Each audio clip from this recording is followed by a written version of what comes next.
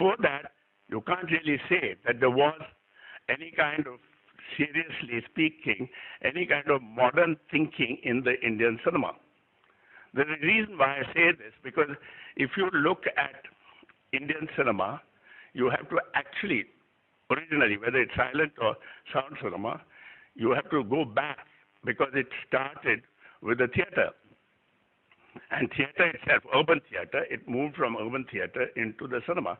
But the urban theater itself went back to classical sources of Indian theater way back in tradition. Now, when you look at that whole movement from there, you will find that when cinema came, cinema simply took over all the theatrical traditions and put them in film. In other words, it was film theater. And this film theater created a strange kind of a language which we today really call conventional Indian cinema. Because if you look at the mainstream Indian cinema, its origins are actually traditional. They are traditional. They are not, because a lot of people don't think there's anything, there's no background to, the mainstream Indian cinema. There is a background. But that background, of course, even for the people who are practitioners, don't quite realize that there is such a background. And that background really goes back to the very principle of aesthetics in our tradition. And that, of course, the aesthetics in our tradition, very simply, goes to the idea that you have to have a combination of 9 essences of emotions, going back to the Natyashastra.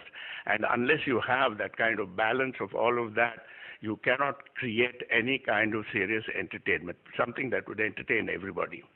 And largely, it is actually true, because we react like that. The manner in which we function, we react like that in India, which is one of the reasons I believe that we never really created genres in India. We did not create a genre like you have in Western cinema. And we were creating films that had to offer different kinds of emotional situations in which you involved your audience. And all of that had to come together. It had to culminate, and certainly around 1 or 2 specific emotions. Most usually they were either love or valor, one of those two, because you'll find most stories are built around either love or valor. And the entire traditional form of Indian filmmaking was that. But what didn't happen in all of this was that modernity was only in terms of the technology which created the cinema. But the technology itself brought its own kind of language, which was simply ignored. For a very long period of time. Now, this is where I think when you look at Satyajit Ray, you find that you have somebody who suddenly sees, you see the logic of the art. That cinema is the creation of technology. Without technology, there would be no cinema.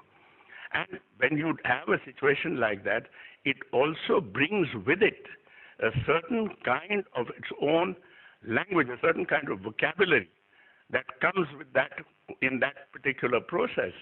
And that vocabulary has to be actually grappled with and understood and dealt with and used. Now, our early filmmakers were not really doing that. They were really putting what they put in the theater straight directly into the cinema. And in that process, we had never come into the experience of what really was modern. So the movement towards modernity had not seriously taken place. With Ray, the entire thing, suddenly you could see that this is a modern filmmaker who not only recognizes the kind of language that this technology allows you to use and how well it can be used. And he did it in a fashion that nobody else had done before him. And which is why I always think of Indian cinema as before Ray and after Ray. Because he is the watershed moment as far as Indian cinema is concerned, because after him, the idea of the medium being a modern one, and that the fact is that you cannot deal with the cinema if you do not understand the technology of it in the first place.